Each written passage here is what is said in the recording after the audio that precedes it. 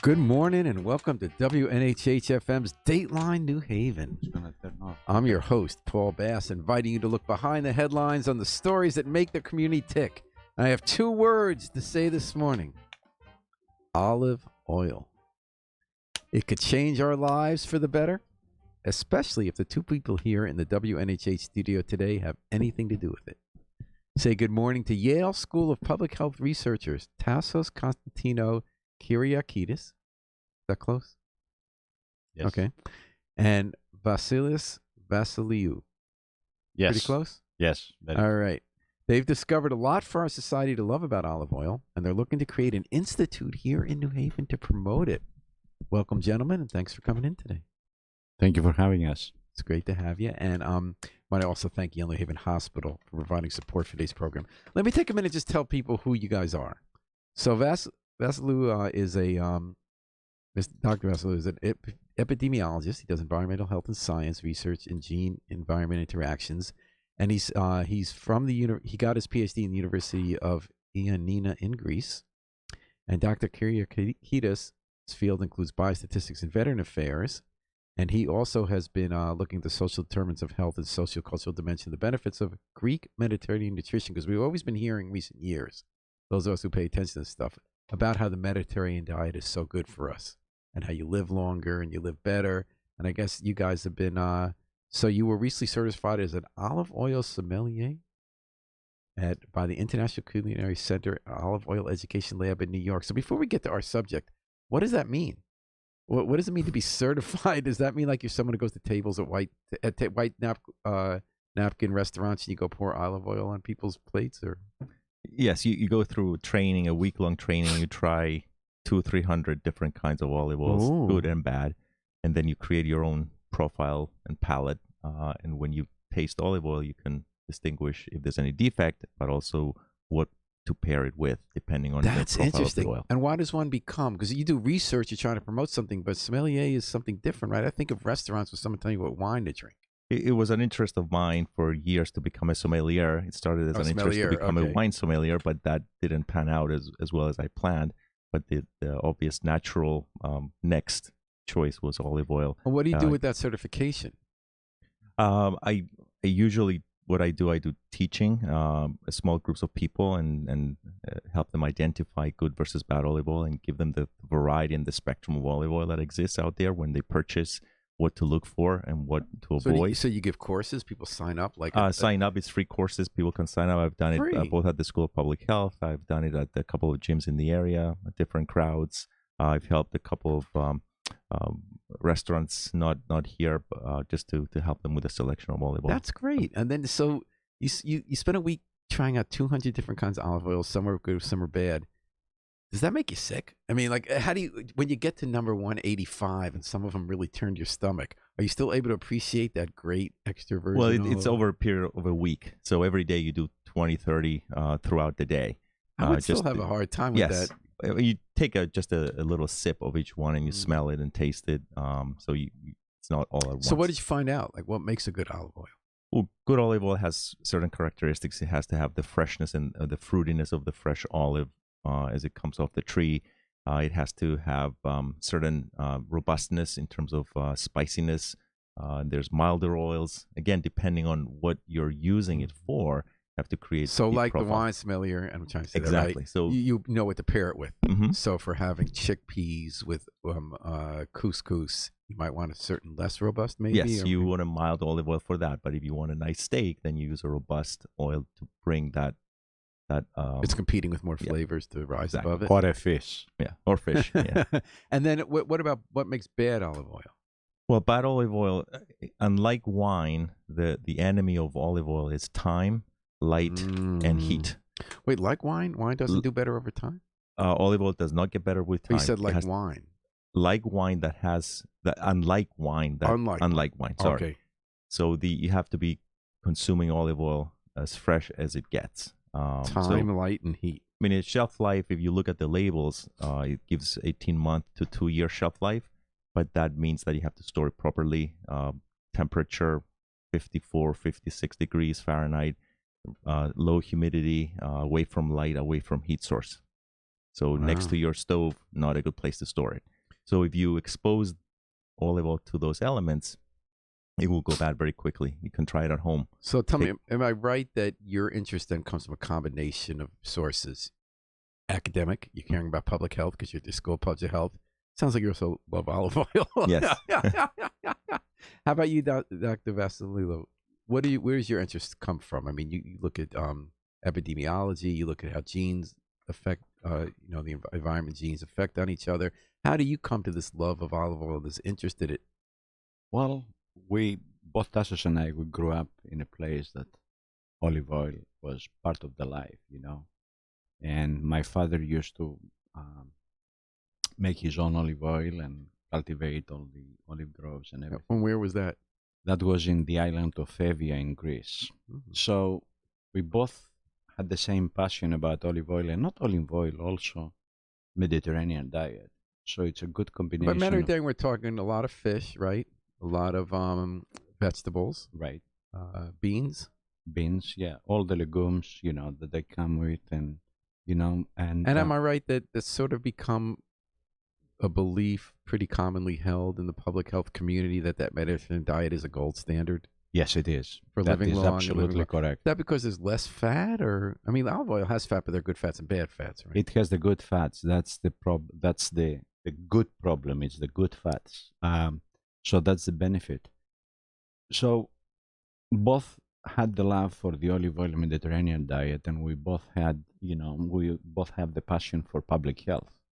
So what is a better way to promote olive oil and in public and for public health? And there are quite a few examples. I mean, look at the diet that we have at the lunches, at school lunches, and things like that. That it's not really a Mediterranean They've diet. tried, of course. Now they've tried to make it a little more healthful. You have that trick that the kids won't eat it unless it's some kind of junky, high-fat American diet. But and also it's hard to keep a lot of vegetables fresh. Right. If you were made the sorcerer and the emperor of school lunches, what would you immediately do? Go ahead, Tasha. I'll start using olive oil. How about that? And you talked about the vegetables. It's true. You have to keep them fresh in the cafeteria, but why don't you fry them in olive oil? That one makes it more nutritious, and two, it tastes great. And not only that, it amplifies the positive impact you get from the vegetables. So the Studies have interaction shown between the interaction olive oil between- and the vegetables. Tell me about that. What makes it them... actually, it's been shown that not only it's additive, but it's synergistic to the effect of what the legume or So can you give me an example of a vegetable's properties that are enhanced by being fried? with take olive? zucchini. If you fry zucchini in olive oil, the benefit you would get from zucchini separate from the olive oil. Now it's not just additive; it's synergistic. And what is So, the benefit? well, you get whatever the good stuff Vitamins? in the zucchini is, and now you have the olive oil that encrusts the zucchini and traps all the good stuff in the veggie. And at the same time, you're getting the fats from the olive oil. So we were always taught in cooking, and again, I'm not an expert by any means, that the olive oil was for lower heat frying. Like you're going to saute, let's say, some greens and some beans, right? Something like that. That's And a then myth. now we're being told that's a myth. That's a myth. That's a That myth. they said that if it got too high, like you wouldn't put in a wok with your tofu and bok choy because they said that it would smoke too much, it wouldn't cook right. And then just in the last year, I've been reading that that's totally untrue. Yes. Yes. Why is that? Well, And how did people come to believe that? So the smoking point of a good extra virgin olive oil is around 400 to 425 Oh, degrees Fahrenheit. okay. So I don't know how many people cook at that temperature. Let's So when start we with are that. stir frying, it's pretty high. It's pretty high, but not as high as that. But a lot of work has been done, even the last year, where actually they tested different kinds of oils at those high temperatures. And it's not just the smoke point; it's the byproduct of heating at that high temperature, where olive oil exceeds and beats any other oil. What do you mean by byproducts? Something Chemicals that are emits- not good for you. Oh, in other words, so olive oil emits fewer bad Yes. chemicals for you at the higher Even at heat. high temperatures for an hour, 2 What hours, 3 about hours. taste? So our palate has been developed to associate olive oil with the kind of foods you've been talking about. We don't associate olive, like I'm thinking sesame or peanut oil when I'm thinking Asian cooking. Well, Should we re-examine that? Actually, we should. And I'm going to challenge you to try to Okay. fry some of your vegetables in olive oil. We grew up with it. Well, there's you no know. question that I prefer vegetables fried in olive oil. The question is when you're doing high heat wok cooking with Asian recipes, that seems to be the exception. But you're saying that's not an exception. I don't think it's an exception. And I understand that the sesame oil, sometimes I put a little bit also for the flavor, but the olive oil is what really gives you the. Do you appreciate it less if you use it for everything? Like, do you guys 7 days a week have stuff fried in olive oil? Fried or consumed raw. Actually, take a couple of tablespoons every morning. Well, that's a new thing, right? Well, not a new thing for you guys. I'm talking about people like us who just read the stuff that's in the New York Times or latest studies. My wife and I, we just noticed, have just started to pour olive oil on food as a topping. Yes. And that's been kind of new. It is new, and actually it has many benefits. One of these is, the components of the olive oil, they have anti-inflammatory effects. So it's just like you're taking ibuprofen. So as Tassos can tell you, is also, people taking it for arthritis every morning. It's equivalent to the therapeutic index is equivalent of ibuprofen, Wow. a couple of tablespoons. And besides... I was going to ask you that a couple of days ago, because often we hear about properties like iron. People who need iron when they eat a bunch of raisins, that doesn't do it. You need a lot of it. But does this actually work as an anti-inflammatory just with a couple of tablespoons? It does. And, the other thing that is amazing lately is, and I don't know if you want to go to the health effects right now, but... Go ahead. It has been shown, and a lot of papers coming out, publications coming up, indicated that the polyphenols, like oleocanthal that exist in the olive oil, it kills preferably tumor cells, cancer cells. It does Really? not affect. Yes. Wow. I review one. Is that the kind of thing that's been proved definitively in randomized trials, or what's the? Well, it's still at it hasn't gone to the randomized trials yet, but the bench work has shown that this has a good potential of doing it, and a lot of clinical. That's one of the reasons that we're going to be talking about the institute. That's what we would like to coordinate big clinical trials on that. That Interesting. So just on the health benefit, one point to add, the European Union has a health claim. 20 grams of extra virgin olive oil and the components, mainly the polyphenols that we're talking about, has been certified by the European Union to get a health claim towards preventing oxidative stress on blood lipids, your HDL, your LDL, because that's what the bad causes the issues with your lipids is the oxidation. So if you have something that's natural and fresh, and it tastes good, and it protects you from oxidative stress, that's not that bad. All right, we're talking about olive oil with two gentlemen who know a lot about it and want to help us all find out a lot more about it. Yale School of Public Health researchers Tassos Konstantino Kyriakidis and Vasilis Vasilalu.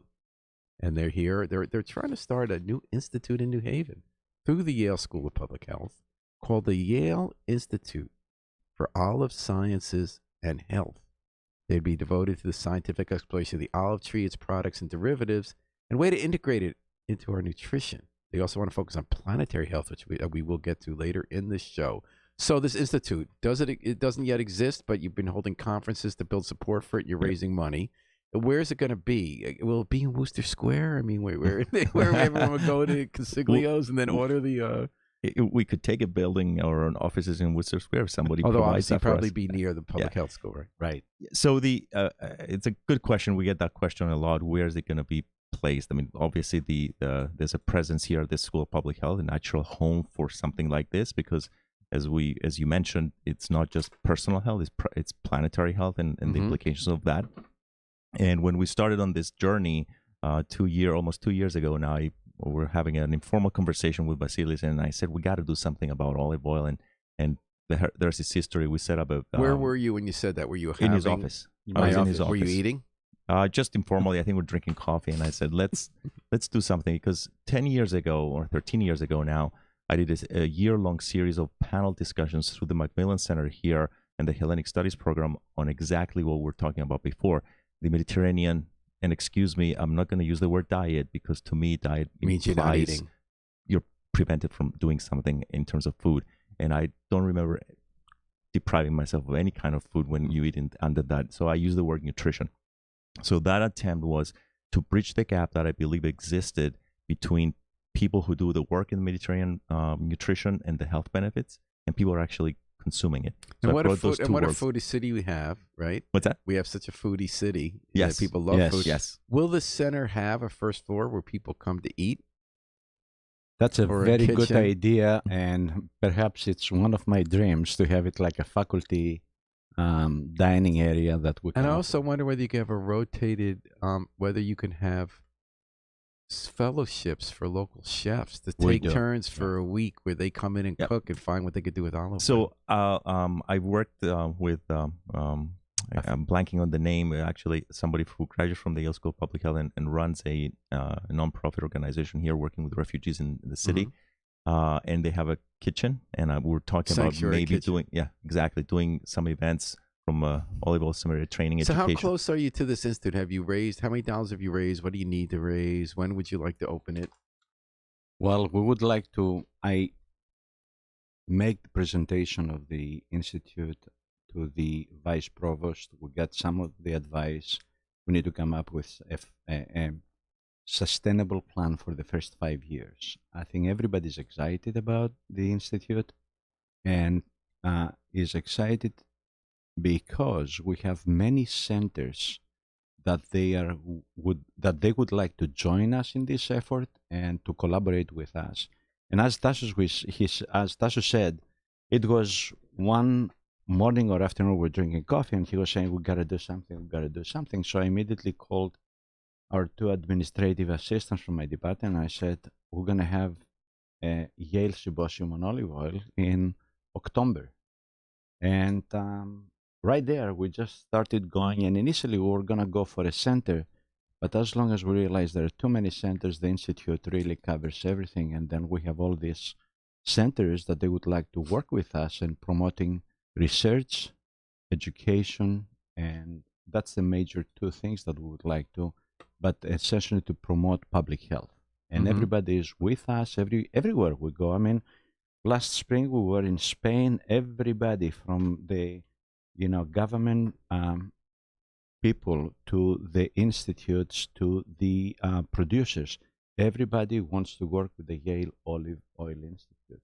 And so you And- had the first, as you mentioned, last October in New Haven, you had a symposium. That was the first one, yes. Now you're heading to, where's the next one? In The next one is Delphi. in Delphi, in the historical place in Greece, and the mayor offered to host that, and they have really an ancient olive grove in there. That's where we're having the second, but we're planning to have one conference every year. The next one is in Spain. We're already going to have a presentation there, and the next one is in Italy, and we'll go on. How fun. Now, Kostas Kyriakiadis posted something in Greek. So thank you for listening. I apologize. I can't read the Greek, although I did take ancient Greek. Diete to video. Dite to video, which means what's for the video. Watch for the video? Yeah. We have a video. All right. Thank you, Kostas, for weighing in. So now, what's something you wouldn't put olive oil on? There is olive oil ice cream, right? Olive oil and ice cream. But do you ever Yes. get, does it stop being less special for you if you're putting it on everything? Like, do you put it in coffee? Do you put it in tea? Or No, I not haven't in tried that coffee, yet. no. Yeah. There's one sacred thing about my coffee drinking and my espresso, and I won't touch that. But you can put it with sweet. Yes. You can make sweets out of it. Oh yeah. Yep. Actually, a lot of sweets in the Greek cuisine are based on olive oil.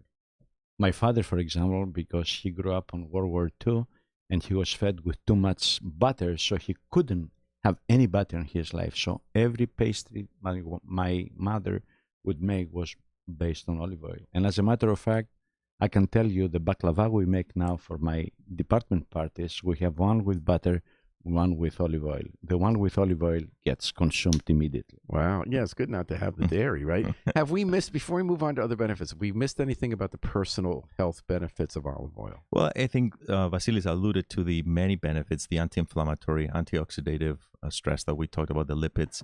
A lot of the last 6 to 9 months, we've seen a lot of publications on type 1 diabetes. It helps with the insulin and the absorption of glucose and all that in that cascade. A lot of work has been done in that. But like we mentioned before, these are all preliminary stages of research. I think we're at the tipping point where a lot is going to follow from now on, especially given the recognition in the public more that olive oil is actually something that has stood the test of time. It's part of a nutrition paradigm that has been around for 5,000 years. No, I was no gonna ask offense you how long. to other diets that come up every now and then, but this has stood the test of time. Mm-hmm. And then, so now, here's one question that researchers always face. My guess is that olive oil companies will support this because they'll sell more olive oil based on your research. How do you make sure not to have that corrupt your research?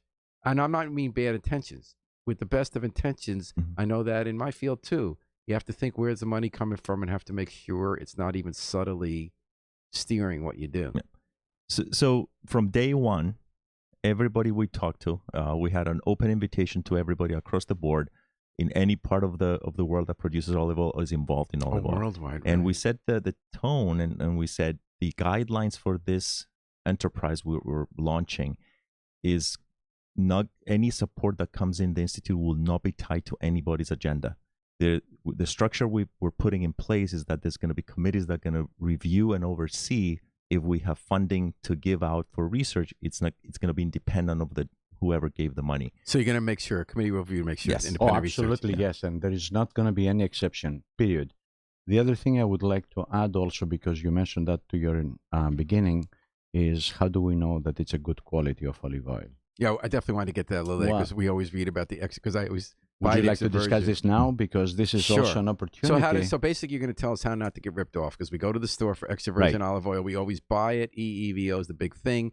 I know half the time I'm probably not getting real stuff because I get the generic brand, and they've been warning us about this a long time because of the imposters. So how do we know? So that's a very good point. So the FDA actually had a rule, and I still think has the rule, that you have to have 5% of extra virgin olive oil to call your bottle of Olive oil. selling That's not olive. a lot. Yeah. Yeah, it's not. That's like fruit juice that has Right. 5%. Yeah. So what we want to have more transparency. We want to have the contents of the olive oil, read it into the label so people know what it is, and we want to So have. I know the label doesn't tell you what percent is E. Okay. No, it does not. It does not, and we also want to know the amount of the polyphenols that they exist there. We want them to have the concentration in there, Mm-hmm. and this is very important. And Tassos talk about the tasting in the olive oil, which essentially is the human, what I call the human foodomics.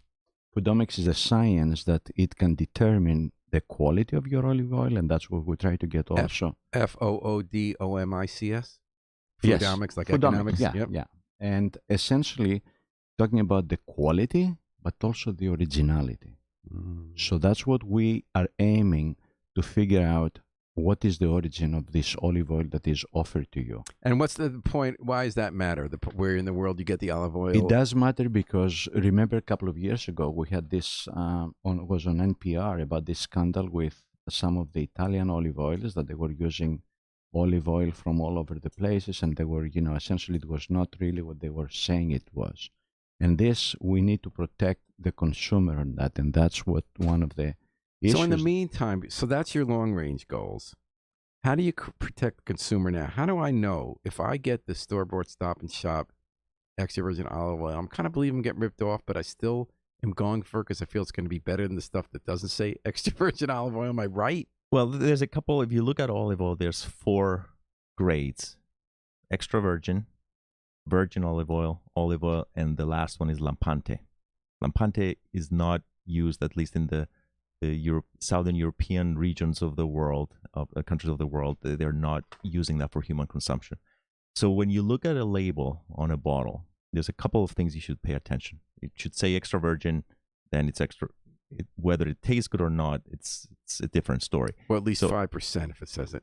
Olive oil, refined olive oil, light olive oil, those things are not 100% extra virgin olive oil. Well, even extra virgin, you said is only 5%. No. Anything can be called olive oil as long as it has that small percent of extra virgin olive oil. Oh, but to be called extra virgin. Extra virgin is the highest level. Now, so besides, the words light and for sautéing or all that are, in my mind, marketing tools to get the American consumer to say, oh, it's light, I can use it as much as I want. But are you really getting the real good stuff? Now, the other thing you should be looking at, and a lot of companies are now starting to put that as the consumer is getting more educated, date of harvest, Mm.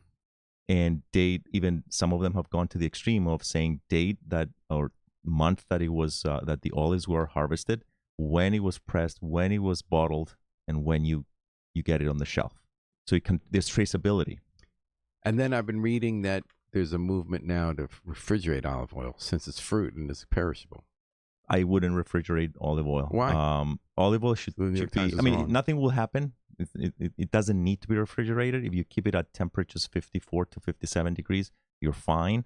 As long as it's in a dark place. Usually, most of the bottles now are dark, so you don't pour it I in a get the plastic big, container. the big metal. Yeah.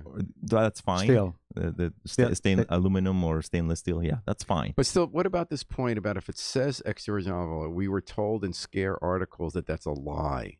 That a lot of times you're buying it and it says extra virgin olive oil, and in fact it's not. Why is that, and how do we protect ourselves against that? It's the FDA regulations. Unless we change that, and that's what that's one of the things that the Institute will do, is go to the regulatory issues, because we want, at least, I'm not going to say we want to protect the consumer. We want the consumer to be educated of what it is there, and they know what So when they're I go buying. to the store and I buy Stop and Shop extra virgin olive oil, is it extra virgin olive oil? There's ways to test for that, especially with technology now, and Vasis might get into that, the spectroscopy aspect of things, where you can not only pinpoint exactly what quality you're looking at, but also the origin, because certain signals that you see come only from this variety of olive that only grows in this part of the world. So it's it's getting very, very scientific in terms of Where's the best olive grown? It's one of those questions that it's which of your children do you love the most? Oh, really? Okay. Maybe for again, different things depends then. on what you're using it for. So I want to, part of my education that I do is my sommelier hat on, and I get this question very frequently: which olive oil is the best? Mm-hmm. Tough question. Depends on what you're cooking. I want people to feel comfortable in using more than one olive oil. In my kitchen, I have 7-8 different bottles of olive oil open at any given time. So if I'm doing fish, I'm going to use a Greek mild Goronegi. If I'm doing a nice steak, I'm going to use a Tuscan or an Umbrian robust oil. If I'm doing frying, again, I'm going to go for something mild. If I'm using ice cream, depends on what ice cream. I might try to elevate the flavor of the ice cream by particular olive oil. So it's sometimes it's about the flavor of the olive oil. Exactly. Sometimes it brings out in others. Yep. Inner City writes in, thanks for listening. I'm enjoying the conversation. I use olive oil in baked goods, pancakes, cookies, etc. Because I have a severe dairy allergy, when I'm at a restaurant for dinner, I ask for a small plate of oil to dip my bread in instead of butter. That's making me hungry. I do love that. I love a good kind of restaurant bread in the olive oil. And thank you for the question. So, just now, the couple of examples talking about pairing and olive oil, what to use. There's a couple of restaurants, one actually in Athens, and another one is coming up soon, where on their menu, they have 10, 12 different oils that you can ask for with your meal. So you can choose the oil. It's like we pick wine. Why can't we pick our own olive oil? Yeah, that's true. Okay. And the last comment that I want is, we also talk about the education, and it's not only educating people to be good olive oil tasters, but one of the major things that we think about is how to educate not only high school or even middle school or elementary school about the Mediterranean style of eating, and also the olive oil. In Spain, they have these little bottles of olive oil that they have at the lunch tables, what you were just talking about when you go to the restaurant. At schools, they have these little plates there, and the kids put the olive oil and then dig their bread in there. All right. So we're talking about olive oil today on Dateline New Haven, WNHH-FM, your home for community radio at 103.5 FM, live streamed at newhavenindependent.org. We've got 2 Yale School of Public Health researchers who are on a mission to get us to use more olive oil and to have it regulated better and to have consumers be more informed. Tasos Konstantino Kyriakidis. Yes. Okay, sorry about that. And Vasilis Leo. And so another aspect of what you're doing is planetary health. And we think about that a lot more these days than we used to, about how what we eat, where it comes from, and how the process of making it from the beginning affects whether our planet's going to survive. So is that what you're up to here when you talk about planetary health? Why is olive oil, greater use of olive oil, good for our planet? Well, if we start from the tree itself, it's been shown that it's a major carbon sink. Mm-hmm. As opposed Is that to different from other trees? as opposed or to other trees? trees. Really? The amount of carbon dioxide that an olive tree can remove from the atmosphere exceeds any other tree. So any other. Why don't we plant more olive trees? Why is it? Why does it absorb more? I have not studied that, but it's been shown over and over again in studies funded by different organizations that this is a tree that will absorb all the carbon dioxide that it can and put it in the soil where it should be. So that from that perspective, the more olive oil you use, the more olive oil we need, the more trees we plant. And just to give you an idea of the kind of things that we're engaging our partners, and like Vasilis said, we have organizations in the United States. North America Olive Oil Association is a partner in this. UC Davis, their olive oil center there, is a partner. Culinary Institute of America, we're working with them to see what we can do. Universities in Spain, organizations in Spain, Italy, Greece. And that was as a result of discussions at the last symposium here. One of the top 10 industry partners in Spain, one of the things they want to do, working with a small startup, is try to remove single-use plastic from the industry. Mm-hmm. And they're leading the way. And they not only that, this idea was presented at the International Olive Council meeting in Cairo it was this past January, and actually was part of the agenda. So now you have an international organization that works with everybody who produces oil, is listening to this. Why is that important to remove single-use plastic? Imagine the amount of olive oil produced and how many companies are involved. If everybody adopts that'd be a big impact. How much single-use plastic, and actually they're putting a prototype forward from, and they're producing some plastic cups that are used for tasting, for example, made out of corn. Mm-hmm. Okay. So another thing that I would like to add to that, we have a major issue right now in the United States and all over the world about the perfluorinated compounds. Those are organic molecules that the hydrogen have been substituted by fluorine. And this is really a big danger right now. As a matter of fact, the director of the National Institute of Environmental Health Sciences was asked to step down because she said there is a cause of cancer from these chemicals for the public health. Mm-hmm. Anyway, to make a long story short, PFAS, we can find it in the drinking water, but you can find it in every packaging, every food packaging, almost every food packaging you're getting. Your popcorn bags, the microwavable bags, your pizza boxes, everything is coated with that compounds, a mixture of these compounds so they don't get sticky. So the whole idea there is that eventually this will end up to our body, and this can cause kidney cancer, liver cancer, they can cause obesity, they can cause neurotoxicity, your different behavior to vaccines, everything. Now, am I wrong that this part you're talking about isn't specific to olive oil? The industry's working on this, but it could be applicable to any industry. No, but what I'm saying is one of the proposals that I hope Yale to be as strong, and we're trying to work a project now with Paul Anastas here at the Yale School of Public Health and School of Forestry, is to substitute these compounds with byproducts of the olive tree. Gotcha. And that is the second product, if we can make this. And that's why I'm breaking that issue, because this is very important. Everybody is buying, your lunch, your meat you're buying. Right. Everything is non-coated, non-stick.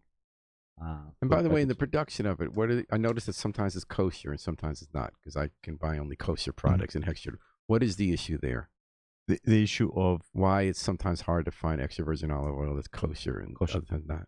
Just that where it's produced, maybe they're not aware of it, so they don't. I think I don't know specifically why it's not more prevalent to find it, but I think as people are asking for it, the companies will respond. That's- It's coming up actually. Many of the producers Yeah. they have kosher now. Yeah, a company I was talking I have to. noticed it's increased. I agree. There's a Yes. Spanish company actually now, one of the big companies they're pushing.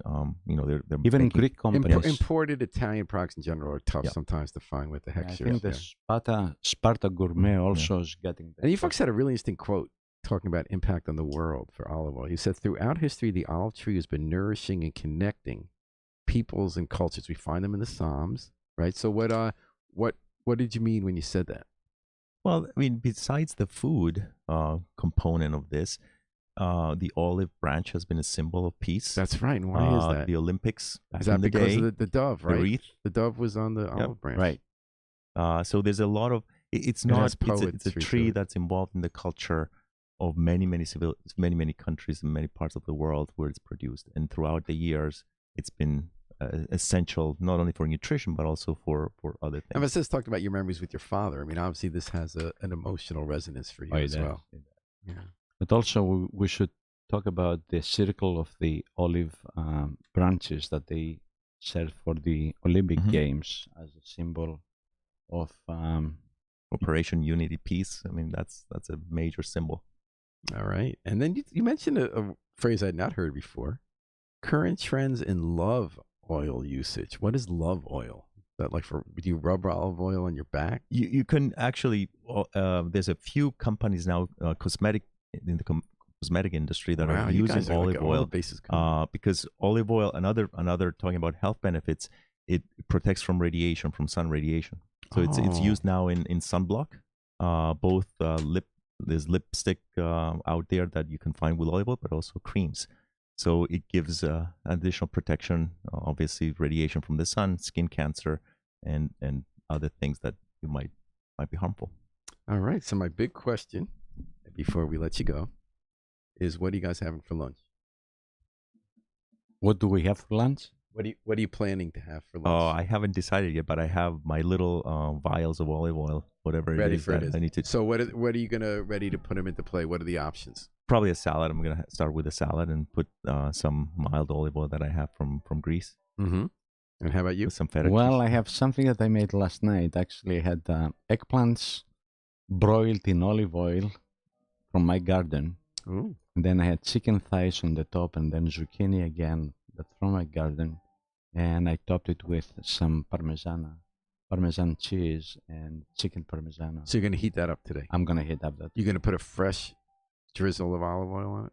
No, because it has quite a It's bit. swimming in olive it's- oil, right? It is swimming in olive oil indeed. Well, I learned a lot about olive oil today, and I'm positive I'm gonna be having more of it this week than I had otherwise planned from talking to you two gentlemen. Thank you so much for coming in. Yale School of Public Health researchers Tassos Konstantino, Kyriakidis, and Vasilis Vasilio.